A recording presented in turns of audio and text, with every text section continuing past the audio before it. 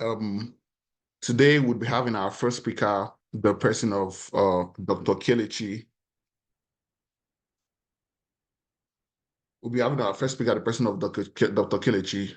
Dr. Kelechi is the founder of the camp, and he holds a double PhD in organic and polymer chemistry from KIT Germany and University of Bordeaux, France.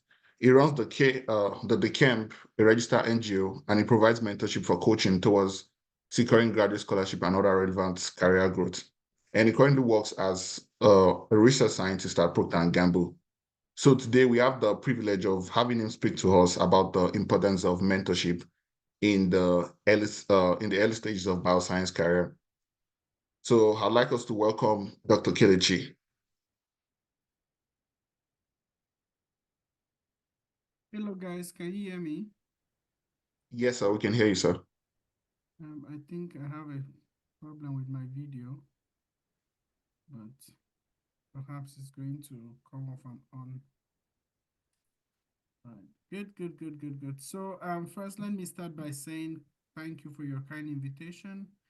Um, I was actually quite impressed when I realized that one of your founder is my mentee, that's Dolapo. So we've come a very long way. And it's nice to see what he's doing. I think that's always the basis to be able to transfer what he has learned and see that you're celebrating your 40th anniversary. I couldn't even be more proud of what he has achieved together with others of the founders. So thank you once more, and of course keep doing that. Um, that's the way we have to keep going and keep growing. Okay. Someone says you can't hear me very well. Is it better now? I think it's a bit better now. Okay. In case at some point you can't hear me very well, let me know. Okay. So I'm going to be sharing my screen. I've just tried to, I hope that the conversation today will be more of a dialogue, not preaching. So please feel free to stop me at any time and you can ask your question. I would like to have a very engaging session with you guys. So let's start. Can you see my screen? Yes, we can see it now. Okay, let's try to put that in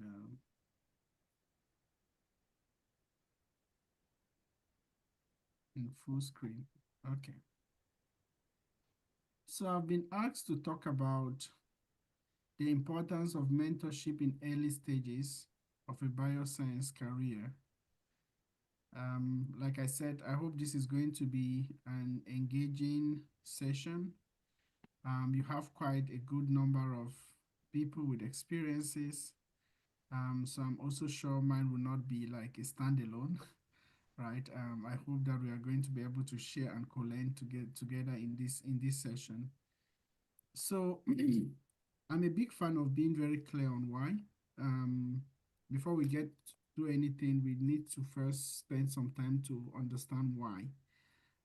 In my opinion, if we don't have a why, it's very easy for us to get distracted, get discouraged, lose focus, not being aware of where we should be, where we could be, and so without a why, it's so difficult to even find the resilience or to even keep moving forward.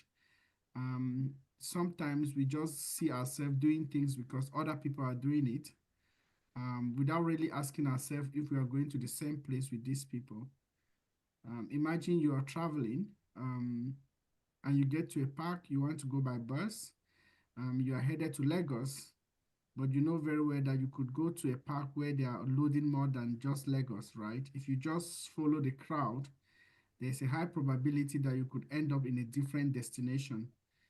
It doesn't mean everyone there is not a traveler. Of course, they are all traveling, but they are not traveling to your destination. Even if you were to enter the bus that is headed to Lagos, you are not going to the same house like the other people that are your co-passengers. There's so much that we have to realize the importance of recognizing what it means to be unique, and really being aware of why we want to do something. So if you're choosing a career, like in the bioscience area, it's good to really take some time and understand why you want to pursue a career in that area. What is your motivation? Why do you want to do this? Okay, so we always need to start with our why. And sometimes we feel that it's not important to know why because we think we would figure out things along the way. But again, it doesn't help us to build a resilience, right? You don't want to be today you want to pursue a career in bioscience, tomorrow you want to pursue a career in data analytics, tomorrow the next day you want to pursue a career in finance, the next day you want to do, I mean, that doesn't work. If you want to pursue a career, please be clear on what your why is, okay? So for those in the meeting, like I said, I'll be asking a lot of questions. I hope that we are going to have an engaging session. Let me know your why. Why are you pursuing or why do you want to pursue a career in this field? Anybody, please feel free to raise your hand, moderator. Help me to manage the inbox. Maybe some people could drop their reasons in the chat. I want to know your why. What is your why?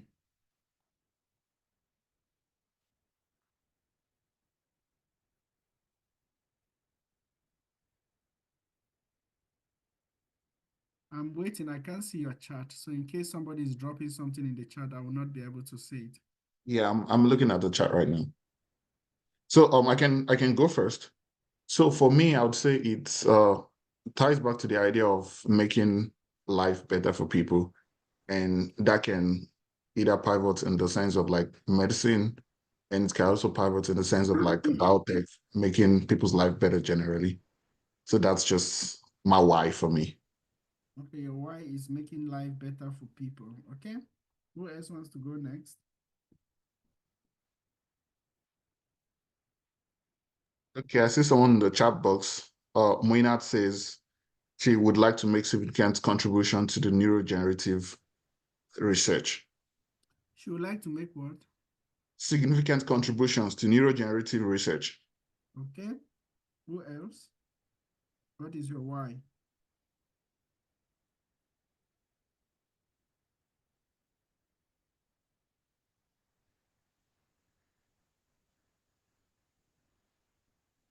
Do I have another response in the chat? We're waiting on people. Okay,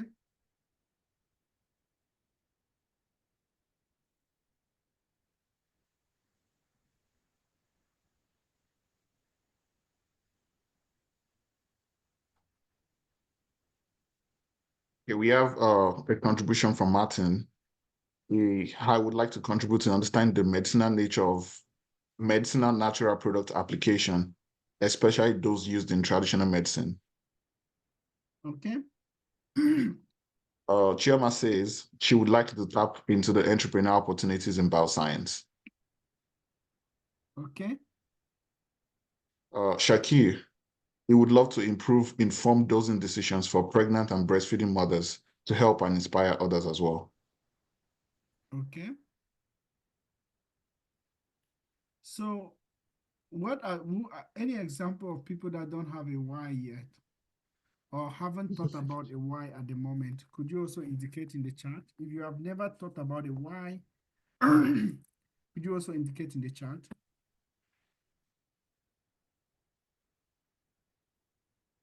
Yeah, Abdulafi says he tends to have fun while also contributing to effective and safe use of drugs. Joseph says he is interested in identify potential therapeutic targets for neurodegenerative diseases. And Deborah believes a science in career in bioscience would enable our contribute to combating infectious disease in Africa by understanding host immunity pathogen interaction. Okay, that's very good. And I think all of you have given, again, your why is your driver. Nobody can decide what is the right why or the wrong why. But the question for me is always when it comes to testing your resilience, is your why enough to provide you that inertia to keep going or not? Right? So when you are thinking about what your why is, you need to always ask yourself, if it becomes too hard, what am I going to do? If it becomes too difficult, what am I going to do? Is this important enough that I want to pursue it for the rest of my life? Or at least contribute or spend a significant amount of my time on it? And that's what helps to drive that clarity. Um, Sometimes it's always easier, I would say, to share some of the things I would say today from where I'm standing. But that doesn't take away the fact that we all are a work in progress. Okay. The fact that you have a why today and you have defined it doesn't mean that it cannot evolve. But what I'm trying to actually communicate this moment is that there should be something that is driving you, right? There should be something that is causing or forcing you to do something. And that is what you look out to. That's what you get up in the morning and look at. That's what is driving your reason for living and existence. Some people might want to drive this connected to your purpose, right? Why are you on earth? Why are you actually here? Right. In this case, I've narrowed it down to the bioscience because that's the focus of this conversation this evening. Okay.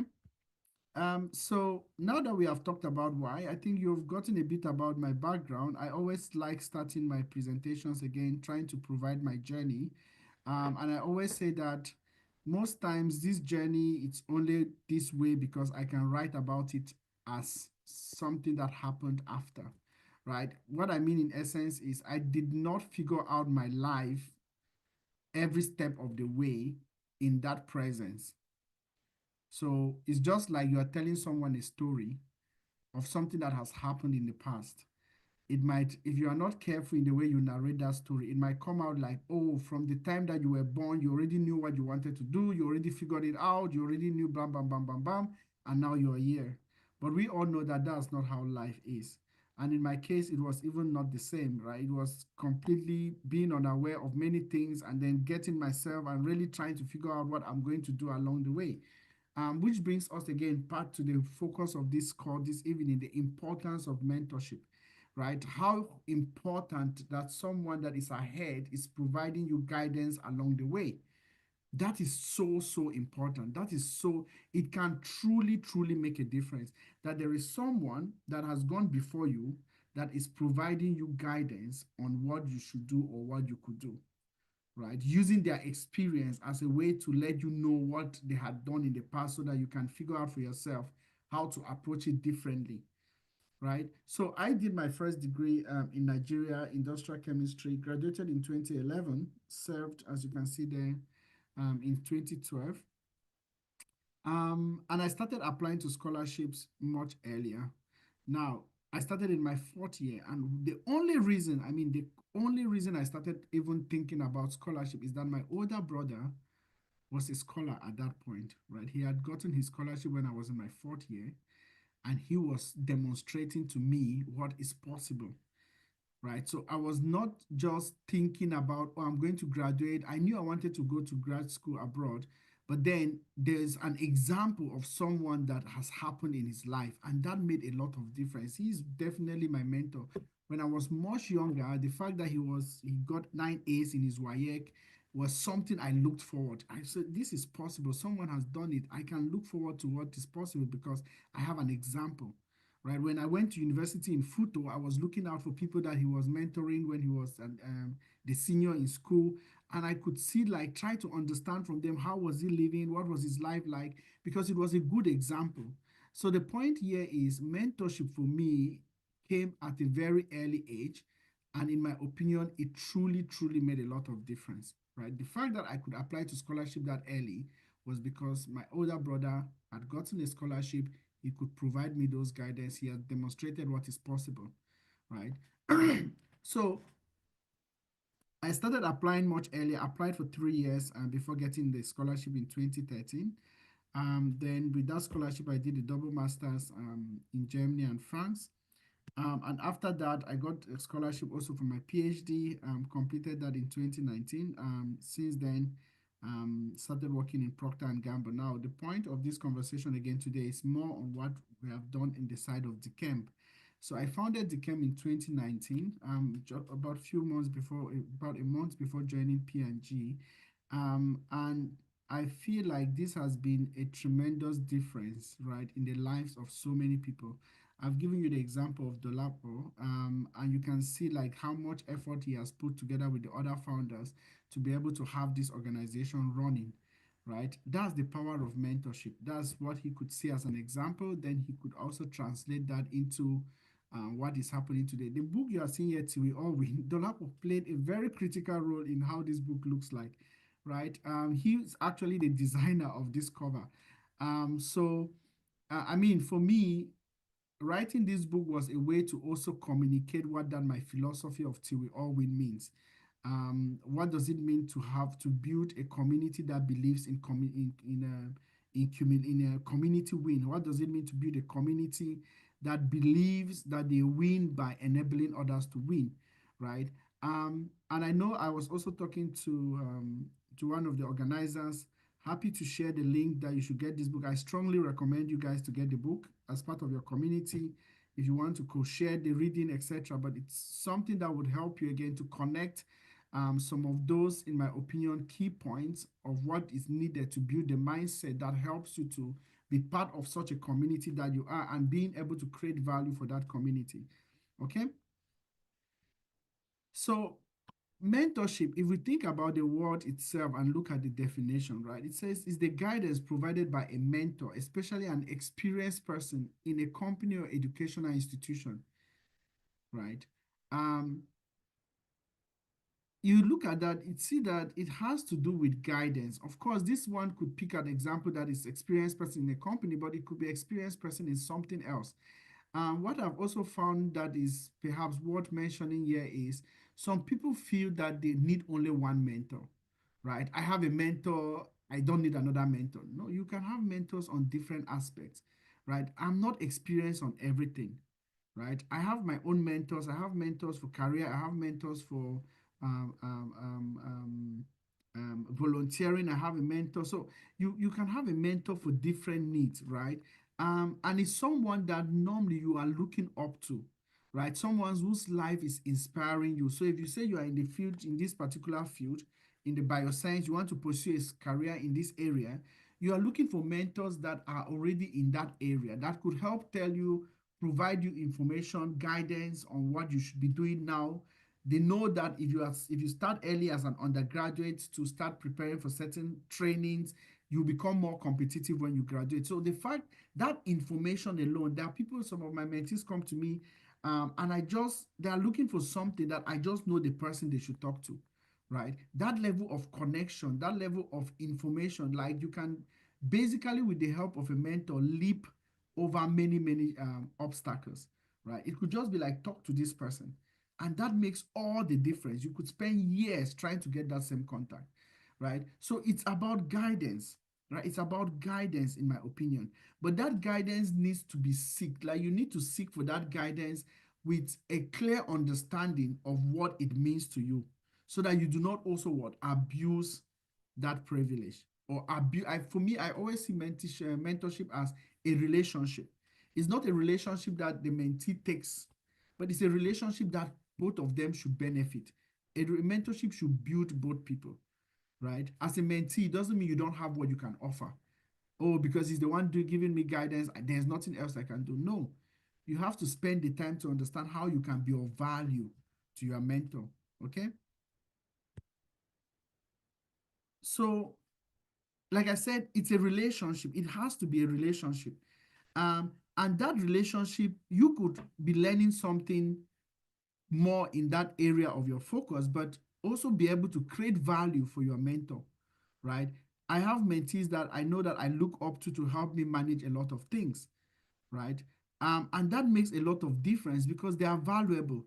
They are not, don't stop looking at it like, oh, this is my mentor. I am only here to receive. Think of how you could be valuable, right?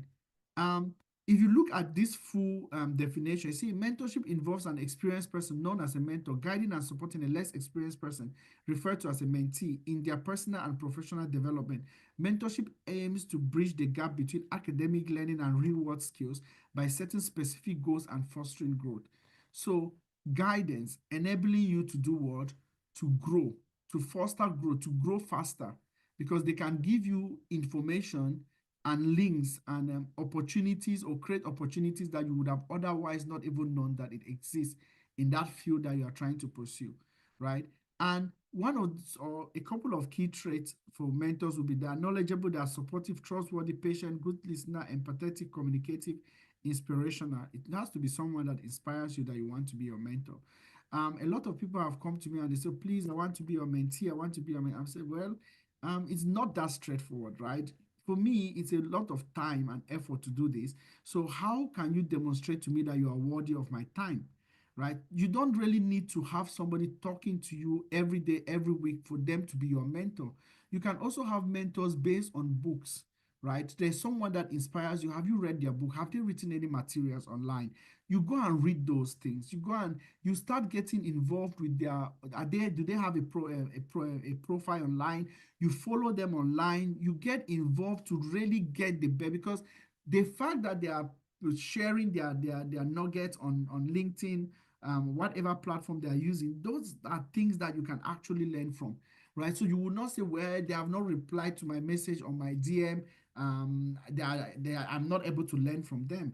So mentorship can also be from a distance, someone that inspires you just from the way that they have navigated their career. You feel like this is the kind of journey you want to take. You can go through their life. Most of them have books that have written. Those books can help you to understand what you should be doing now, right? Because they can share their own experience, or they have shared their own experience in those books. Okay. So, what is the importance of mentorship? Now, if you think about life, progress over time, it looks like a clear, straight line, right? Progress is directly proportional to time. So, as time moves, progress increases. But we know that this is not what life is, right? Life is about ups and down, sometimes down, down, down, down, down, down. And the ability to go through life, remember, what is your why? The why helps to give you the inertia.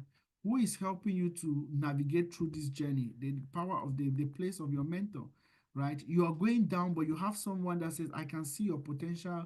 This is my story.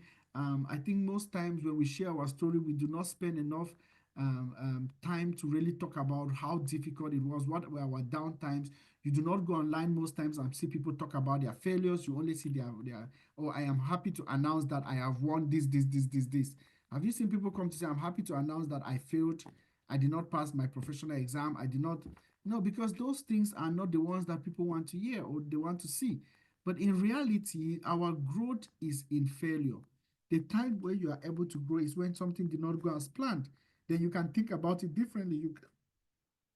You can try to find a way to do it, to to approach the problem more from a deeper understanding, and that is where you grow, right? So the place of a mentor to help you navigate through this uncertainty, this, I would call it perturbation or fluctuation of life, makes a lot of difference. Okay, because in reality, life is ups and down, right? We do not get what we think we want to get. We do not get it when we think we want to get. Why should you continue, right? So I cannot underestimate and even minimize the place of mentorship. But like I said, you can also have a mentorship from a distance. So you don't feel like the people that inspire you must talk to you before they become your mentor. You can still have them from a distance, being familiar with with how they have gone through their own, how they have addressed their own challenges, and that becomes an inspiration for you to also know that this is possible. Someone has done it before, therefore I can also do it. Or someone has not done it before, but yes, I believe I can do it because I now have learned from what they did. Okay. Um, and if you think about mentorship, the kind of, again, it's a relationship, but within the mentorship relationship, you have motivation, right? Someone that really motivates you, gives you, sees the potential that is not obvious to you.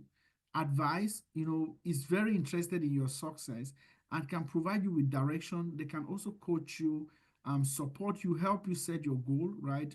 Keep you accountable to get your goals delivered, provide training opportunities for you. So there's a lot that you can get from being in a mentorship relationship.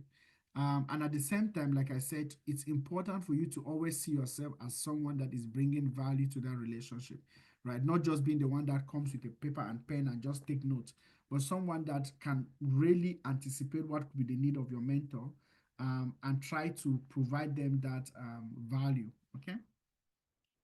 Um, so, like I said, you could have different types of mentorship. In DKM, as an example, I say we're a peer-to-peer mentorship.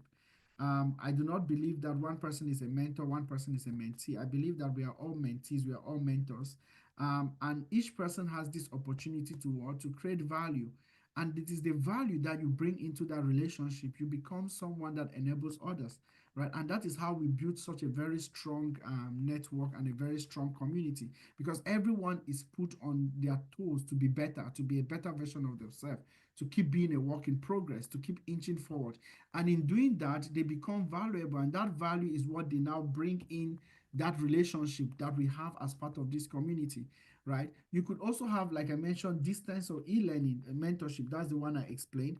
There are some examples of speed mentoring or one-on-one mentoring, reverse mentoring, where you have a more experienced person getting, mentorship from a less experienced person in a certain area, but just to help that mentor to be able to assess certain things that might be missing their view just based on their experience. They could have some blind spots. Okay. I hope that I've been audible enough. Yes, sir, we can hear you. Okay. Yes, sir.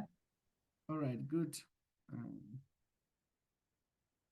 So the point I'm trying to drive here is this. You have a lot of value to get out of a mentorship, but as a mentee, please be valuable, right? Don't just be a leech. Think about it. If you're a leech on anybody as a mentor, you would probably just suck the person dry, right? You should be able to bring something to that relationship, something that that person, your mentor, can be looking forward to, right? So that's how you need to differentiate yourself.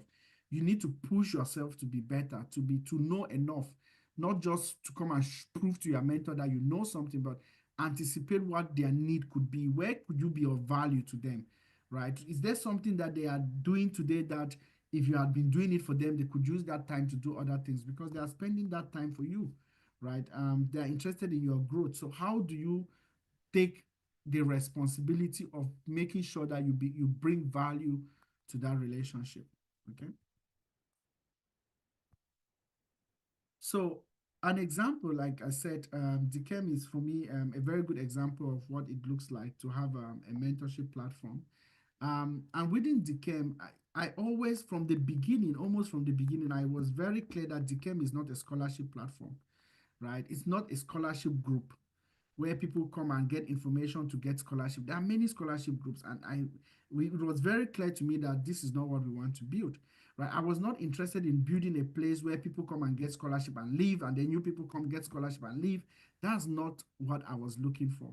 Right? I wanted a community of like-minded people, people willing to do the extra to become better, people willing to keep doing the extra to become better, people that believe that they are always a work in progress, right? And then people that believe that winning is not in isolation, that their winning can enable others to win. And then people that believe that when they get what they are looking for, they do not just disappear, but they use what they have gotten to help other people to get to where they want to get to, right? So to be able to enable this, we have to create a very, and again, this was not something that was done over 1 year. I mean, it took a lot of years for us to keep building. At the moment, we are 5 years, but we still see ourselves as at our beginning, right? We still see ourselves as evolving. There are things we don't know yet. There are things that will change. There are things we keep learning on. But we want to always remind ourselves that our focus, our mission, our vision is to be able to create an enabling environment where each person can strive, right? Based on the fact that they are getting all the support they need from that community, right? So within DKEM, as an example, we have different level of organization. We have what we call accountability clusters, right? If you have up to 400 people plus, and this is very conservative, we have been very interested in not getting a lot of people that needed, but this number is already too big to manage in a group. So we have what we call accountability clusters. And these accountability clusters made up between 10 to 15 mentees or campites, as we call ourselves. They have a leader, right? This leader changes every week. Their new leader is assigned. Every 3 to 4 clusters have a cluster coordinator that manages the activities across those clusters. And it is within this cluster that people get that relationship and close interaction. So tasks could be given at a level of clusters and people will do it within their cluster. But the goal is to be able to, again, foster that relationship and working closely with each other. And you can see we have different levels of groups within the community, like research hubs, focusing on different levels of tackling different challenges in our community, from health to agri to education, etc. We have the social media group. We have Grammarly in this today for all our writing. We have a paid account to help us make sure that our contents are properly done. We could go there, review your SOP, etc. And we also have groups that focus on international exams. Again, these are members coming together because they are preparing a certain exam, and this has truly made a lot of difference in many people's life, right? So at the end of the day, this is a community of like-minded people working and believing in the ability to become better, right? And that with the right guidance, with the right information, they can be what? They can be better. Okay. And of course, we have, again, getting scholarship to us is part of what we get. It's something that comes along this journey, but we keep going, right? After the scholarship, what next? So for us, it's end to end. Recently, like 2-3 weeks ago, my first mentee now got a PhD, right? And this is someone that we started with in 2020, and now he has a PhD. And to me, looking back, is like, wow, this is the journey where we want to be. We want to be in a place where everyone is getting to where they want to get, and then keep creating value for the community. Okay. And so for us, at the end of the day, our mentorship, it's about bringing people together, creating an enabling community, right? And for us to create an enabling community, each person, think about it. If you are in a team, right, the most important person in the team is the weakest person in the team. Think about it. If you are in a team, the most important person is the weakest person. Because if you're supposed to do something, that's the person that will do it last. So if you were supposed to run a race, like a relay, your biggest threat is the slowest person in that group. So how do we become better that we are not the slowest person? So we are not interested to build a community where 5 people are exceptionally good and 2 people are not. We believe everyone has the potential to become better in what they want to be. Remember the importance of why. So it's not like everybody has to become something. They have to become what they want to be, but they can become better in what they want to be. And our goal is to help them become that.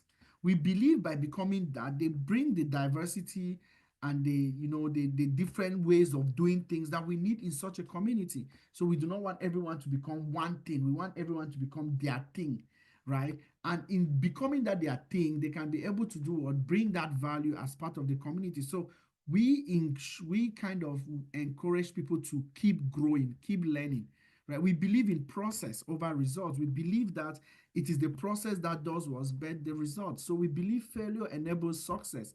So when we fail, again, remember your why. Why will you keep going forward?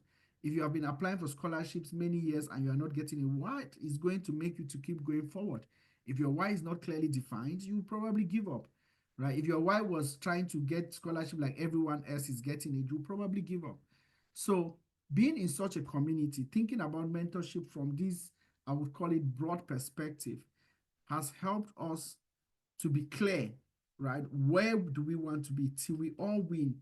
This is what we are committed to, right? And that is the vision. That is what is keeping us together to help us keep doing what? Being a work in progress and enabling each other, okay?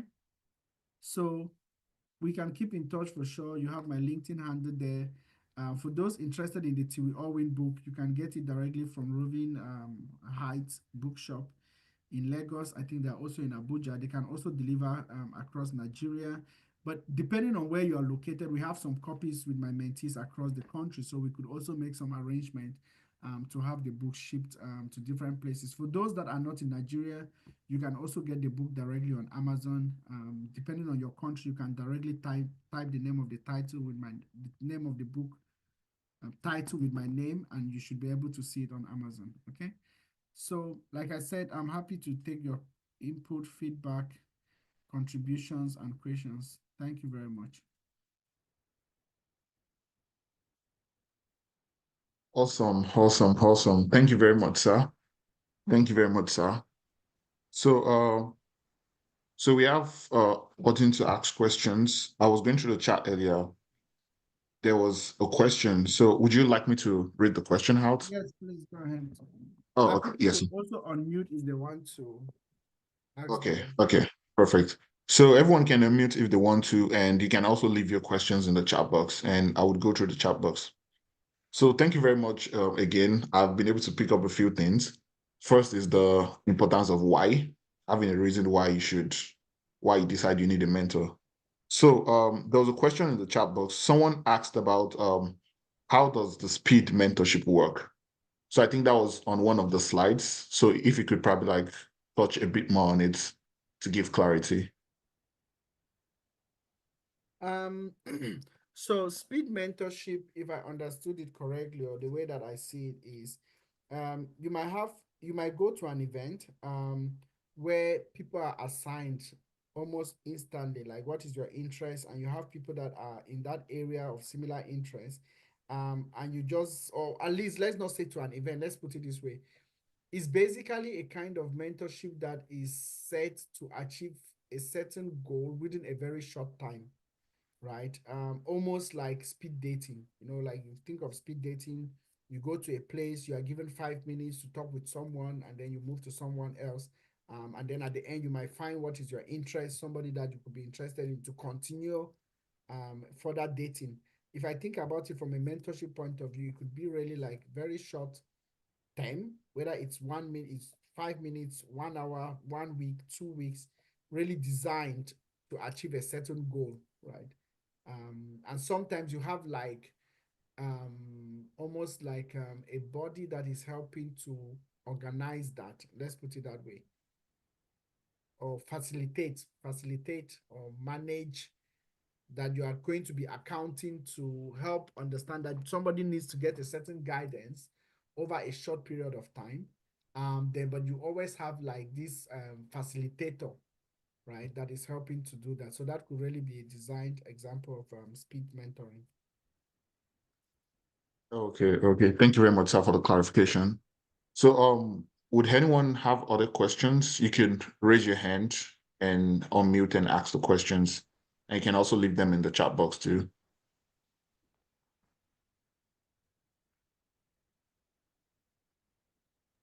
So while we're waiting for questions, so I have a question in mind. So what I was thinking was, in a way where you could have, let's say, hypothetically now, like an undergrad, you have a professor in school who does like a really cool research. Well, you want to work with the person because of their research and like or like they do like whatever like they're interested in. But then they like the personality of the person doesn't really sit well with you. But like the person is the only person you can actually learn from, or you don't like vibe with their person. So how do you like handle situations like that? So are you asking like someone you are trying to reach out to get an information, or someone that is already your supervisor? No, someone you're looking to mentor you, not a supervisor now. So let's say like someone like you feel like, oh, this person is like on a good trajectory and I would like to be with this person. I would like to be like this person. But the person doesn't have like the best personality, or like they have like career-wise, like they are very good. So how do you navigate the situation of trying to learn from them career-wise and not pulling into like that negative personality of theirs? If you think about it, one of my teachers always told me that if you don't like a teacher, you can't like their subject, right? If someone is teaching you and you don't like them for any reason, whether it's how they talk, how they walk, how proud they are, or whatever, you would likely not enjoy their subject.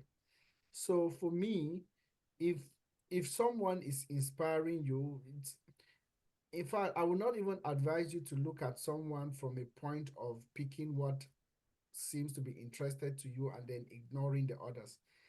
If they're already your supervisors, maybe you don't have a choice. But if it's someone that you are trying to have a relationship, remember I said mentorship is a relationship, right? It's difficult for you to Yes. really have an honest relationship if there is something about the person that puts you off, right? So I don't know whether I want to get close to someone that I do not like, to be with. I could learn from them from a distance then for what is interesting to me, but I would not make the effort to try to be closer to them. Except if getting closer to them again would address whatever things that I didn't like about them, right? But you need to think about it from that direction, that this is a relationship. Do you want to get close to someone that you don't want to be close to simply because you want to get something from them? Which to me, I would see it more like that is being, what's the word for it? That's being predatory, right? Or almost like, Parasitical. uh, I said parasitical. yeah, because then you are like, oh, I'm going to pick what I like and I don't like you, but I'll pick what I like from you. And I'm coming to you because this is what I want to get from you. You see, that's already too um one-sided and predatory or parasitic, and that's not healthy, right? It's not the way that I would think of mentorship, especially if you want to build a close mentorship. Okay. Okay. Thank you very much, sir. So we also have another question in the chat box. So thank you very much, Dr. Kelechi, for the wonderful piece. So the question is, how do you identify that a mentorship with someone isn't working? That is the first one. So a backup is, additionally, how do you also identify and resolve a conflict of mentorship? So the first one is, how do you identify I'm a not sure I mentorship got the with someone question. isn't working? I'm not sure And I got the question. That how do you identify if a relationship isn't working? if a mentorship with someone isn't working, like how do you identify that? Um, the I think we need to be clear on what is the mentorship supposed to deliver, right? So I give you an example. Say you have a mentor, an academic mentor, and you guys have set, you have set a goal for the year that you are going to apply to, or no, let's say you are going to get two different qualifications or certifications within the next 6 months, right? That's your aligned goal. And then you do not deliver it. You have 1,000 reasons why it was not done, right? As a mentor, I think I'll feel disappointed. I would feel you are not being accountable, or you are not being serious. So, or you could also have it the other way around, that you're a mentee, um, and you have a certain level of meeting or regular meet up with your mentor, but it's always pushed, it's never happening, and then you never get the time to follow up, and you just feel like, okay, this person is really not providing me the guidance that I'm looking for, right? So I think when something is broken, it's obvious. It's always important to try to know why. Is it because the timing is not working for him or her? Could you change it? How much can you be flexible? Could you change the format, that instead of having it as a call, that it could actually be WhatsApp messages or drop voice notes when there are chance, or whatever way that could be a format that could work, you can explore that. But if someone tells me that, how would you know that something is not working? I think when something is not achieving a goal, right? If we set a goal and we are not able to achieve it, then I know something is not working. But then if something is not working, the next question is, what are you going to do about it? Will you find an option of how to revive it because it's important, or because you think there's an opportunity there? Or will you find that maybe me and this person don't get along anymore for whatever reason it is?